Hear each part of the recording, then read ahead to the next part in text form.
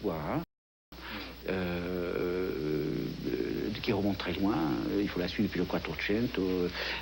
Bon, il faut surtout la révolution du 19e siècle, enfin, en peinture, où on cesse de regarder une œuvre en fonction du sujet. Bon, jusqu'au 19e siècle, on l'oublie, enfin juste avant Manet, hein, les critiques étaient des gens qui disaient, voilà, c'est un tableau qui représente Phocion, et on faisait un petit cours d'histoire. Bon, et on avait tout dit du tableau quand on avait dit ce qu'il racontait. Et le tableau était un récit. Bon, ça a été une espèce de rupture extraordinaire de dire, on le regarde en lui-même, pour sa couleur, pour ses formes, pour ses combinaisons. Bon, ça c'est la première chose, les conditions historiques, puis il y a les conditions du côté de l'individu. Il faut un apprentissage du regard pur, du regard gratuit, donc des conditions familiales, des conditions scolaires, etc. Et tout ça est oublié dans la théorie du jugement pur. Est-ce que vous ne repérez pas justement, fonctionnant à l'intérieur des différents jugements de goût, les confusions faites éventuellement entre la photo d'une belle femme et la belle photo d'une femme, pour prendre cette distinction kantienne d'ailleurs d'origine. Tout à fait. Mais oui, justement, enfin, Kant, que j'ai essayé de lire un peu entre les lignes, enfin, bon,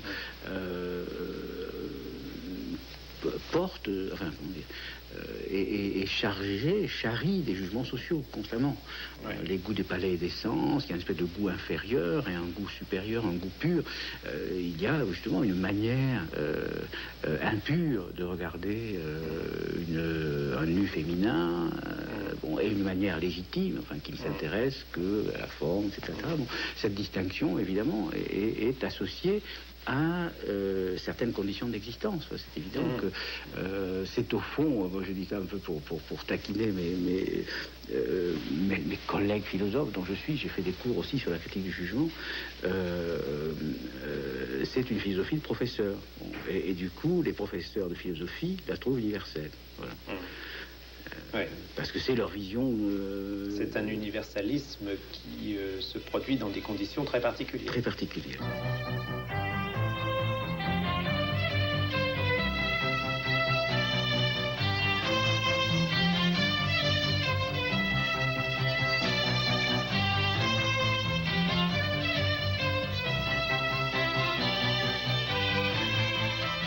Pierre Bourdieu, vous venez de publier un long article sur ce que vous appelez la domination masculine. Est-ce qu'il ne s'agit pas autant de la domination que tout homme, au sens sexué du terme, cherche à exercer sur un autre homme, que de la domination des hommes sur les femmes? Est-ce que ce n'est pas une double domination dont il s'agit? Oui. En réalité, pour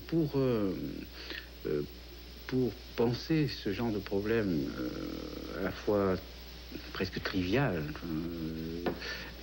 que nous avons sous les yeux à longueur de temps et formidablement difficile, il faut changer très profondément je pense, les manières de penser. Bon, c'est-à-dire que les formes de domination les plus fondamentales, qu'il s'agisse de la domination culturelle, qu'il s'agisse de la domination d'une ethnie sur une autre, qu'il s'agisse, je sais pas, les blancs sur les noirs aux États-Unis, qu'il s'agisse de la domination des hommes sur les femmes, etc. Toutes ces dominations sont très difficiles à comprendre parce qu'elles s'exercent en quelque sorte deux fois.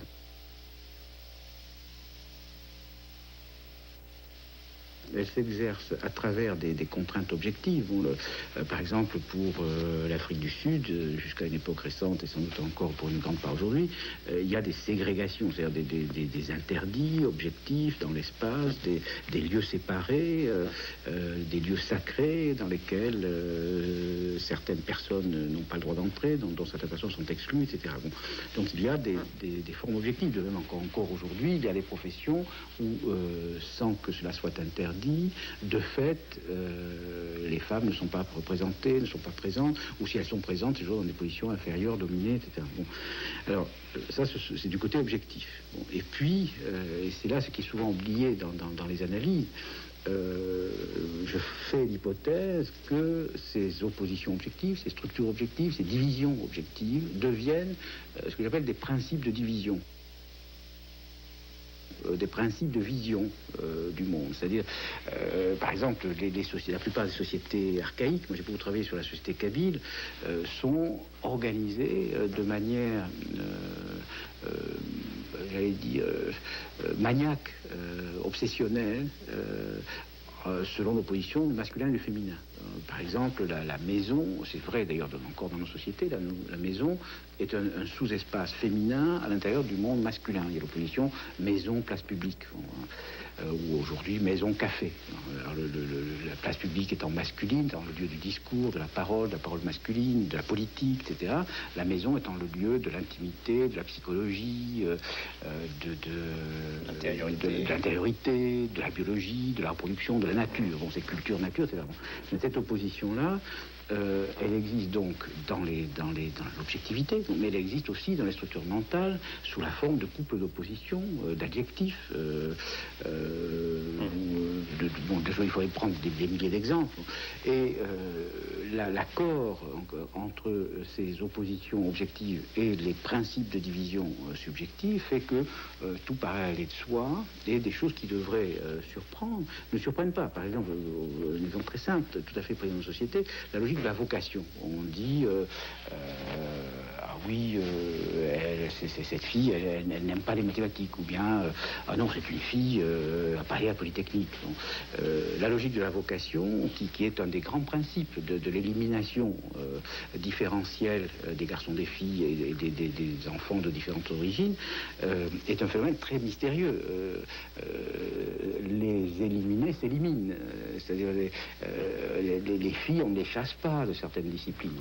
On leur dit pas, il faut faire de la psychologie plutôt que de la sociologie. Or, statistiquement, il y a beaucoup plus de filles en psychologie, l'âme, l'intime, la maison, qu'en sociologie, la politique, l'agora, etc. Bon, alors, c'est quoi? C'est que inconsciemment, comme on dit, les filles s'orientent vers ce pourquoi elles se sentent faites, elles pensent avoir la vocation, et elles pensent le faire librement. Et inconsciemment, les mécanismes d'orientation, qui ne sont pas nécessairement des mécanismes opérés par des hommes, c'est des notes, c'est toutes sortes de choses, les poussent d'un côté ou de l'autre. Bon, et on a une espèce d'immense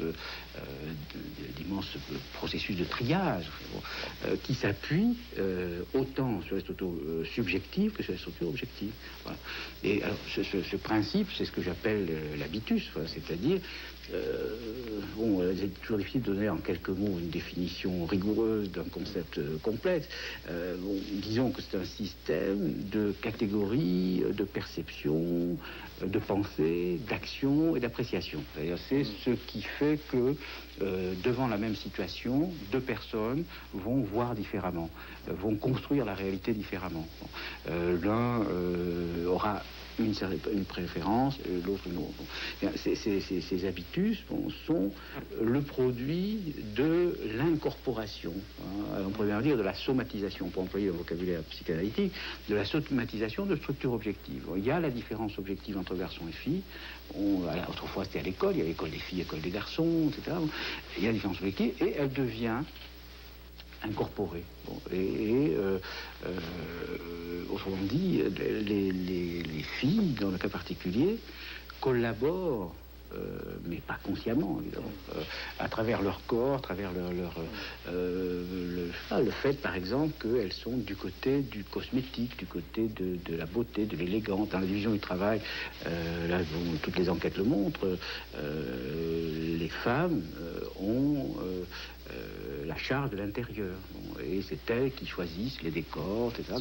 La gestion des biens symboliques. Bon, alors que quand il faut arriver aux catégories les plus élevées dans l'espace social et plutôt au pôle intellectuel pour trouver des hommes qui choisissent leurs vêtements sans consulter leurs femmes. Deviennent les enjeux d'un jeu de domination entre hommes. Vous reprenez la notion de femme-objet qui a eu évidemment un succès lié à Simone de Beauvoir, oui, mais évidemment en un sens tout à fait différent. Assez différent. Vous pouvez préciser cette différence? Comment dire, dans les échanges symboliques, dont la forme par excellence dans la plupart des sociétés sont les échanges matrimoniaux, les femmes sont objets d'échange et non pas sujet d'échange. C'est-à-dire les femmes sont un instrument de constitution d'alliance, la femme une sorte de prestige. La femme est une sorte de parole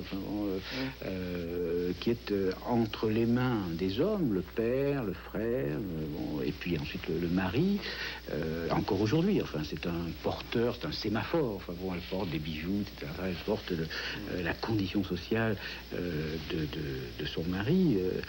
Donc, et à ce titre, elle est dans les jeux symboliques beaucoup plus objet que sujet. Et là, on pourrait montrer encore aujourd'hui que si on prend les statistiques de distribution des femmes selon les professions, les femmes sont toujours plus représentées dans les fonctions de représentation. L'exemple simple, c'est les hôtesses de l'air, etc.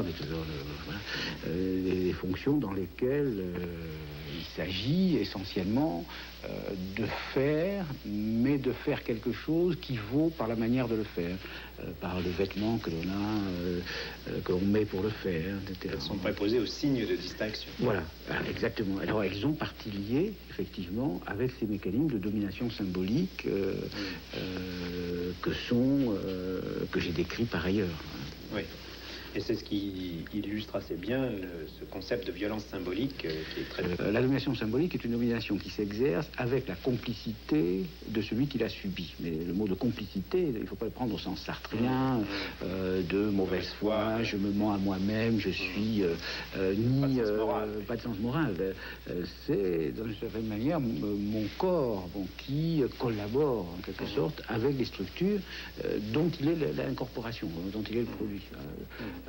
Nous ne savons pas, par exemple, quand nous marchons, rien ne paraît plus naturel que la marche.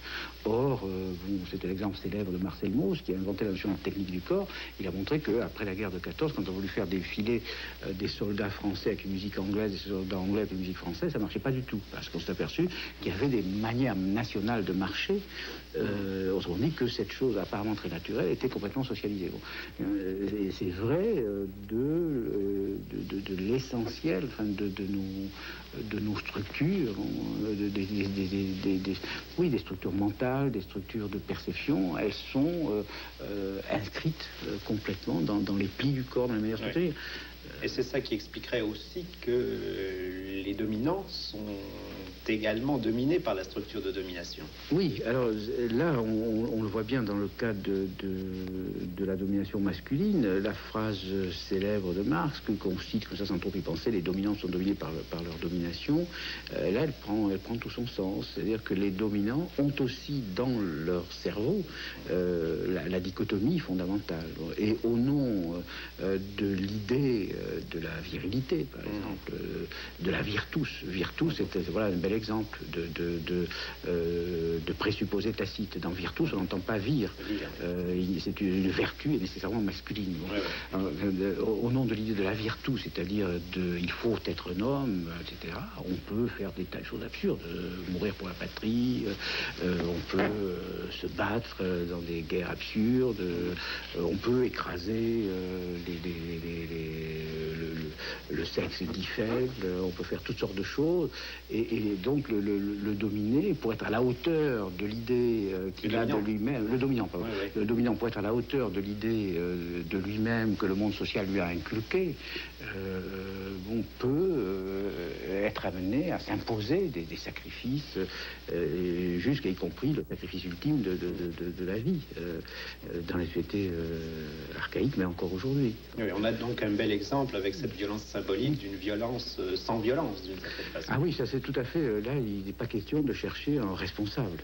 Ce qui ne veut pas dire que la violence ne serve pas certains plutôt que d'autres. Là, c'est évident que la violence symbolique, qu'elle soit culturelle, qu'elle soit... quelle qu'elle soit, est un des fondements les plus puissants de l'ordre social.